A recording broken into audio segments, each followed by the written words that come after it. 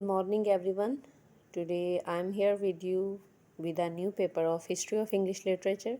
So आज हम paper pattern देखेंगे कि हिस्ट्री ऑफ इंग्लिश लिटरेचर का पेपर किस तरह का आता है। तो शॉर्ट क्वेश्चन अगर देखें 12 हैं और ये कंपलसरी होते हैं, सारे करने होते हैं। यूनिवर्सिटी ऑफ सरगोदा का जो पेपर पैटर्न है वो ये है। उसके बाद सब्जेक्टिव पार्ट में अगर देखें तो हमारे पास यहाँ पर उन्होंने बाकी पेपर्स की तरह 1, 2, 3, 4 और 5, हाँ जी 5 सवाल पूछें और 5 में से आपने 3 करने होते हैं, 2 की आपको कंसेशन होती है। लेकिन ऑब्जेक्टिव पार्ट ये कंपलसरी होता है, इसमें से आपने कोई भी क्वेश्चन स्किप नहीं करना होता। What is the central idea of Beowulf? Beowulf का सेंट्रल आइडिया क्या है? What was Thomas More's Utopia about? Thomas More ने जो यूटोपिया लिखी थी वो किस चीज़ के बारे में थी? What did Thomas kid introduce by his Spanish treaty? Who were the प्योरिटन्स?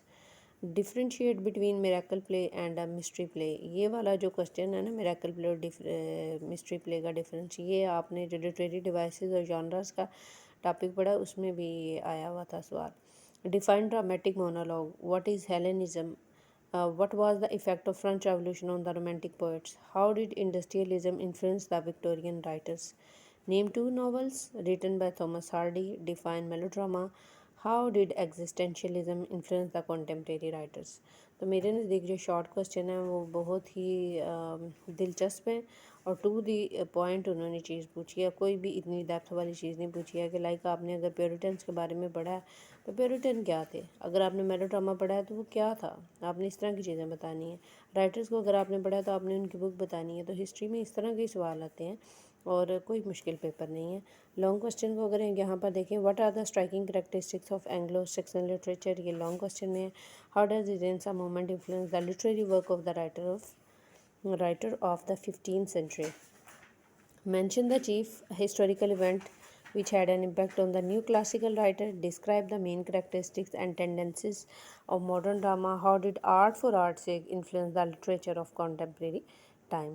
तो ये आपके हैं जी हिस्ट्री ऑफ इंग्लिश लिटरेचर में से क्वेश्चन आपने देखा है कि एंग्लो सेक्सन इरा में से है, एक रेनेसां टाइम पीरियड में से है, एक न्यू क्लासिकल राइटर्स वाली एज में से आपसे पूछा गया, एक आपसे मॉडर्न ड्रामा के हवाले से पूछा गया कि उसकी जो खसूसियात हैं मॉडर्न ड्रामा की वो बताएं। तो ये आप वैसे सिंपली भी मॉडर्न ड्रामा की खसूसियात बता सकते हैं, लेकिन ये है कि इसको आप अगर एजेस को पढ़ेंगे ना तो कंपैरिजन करके आप इसको पढ़ेंगे या लिखेंगे तो वो ज़्यादा बेहतर रहेगा, क्योंकि कंपैरिजन से जितना अच्छा आप ड्रामा को समझ सकते हैं उतना आप इसे सिंगल एंगल से नहीं समझ सकते हैं। समझ रहे ना आप, यानी कि पिछली एज के ड्रामाज कैसे थे और ये कैसे हैं, वो फ़र्क बताते बताते आप अपने क्वेश्चन को अटैम्प्ट कर लेंगे। तो लास्ट जो आर्ट फॉर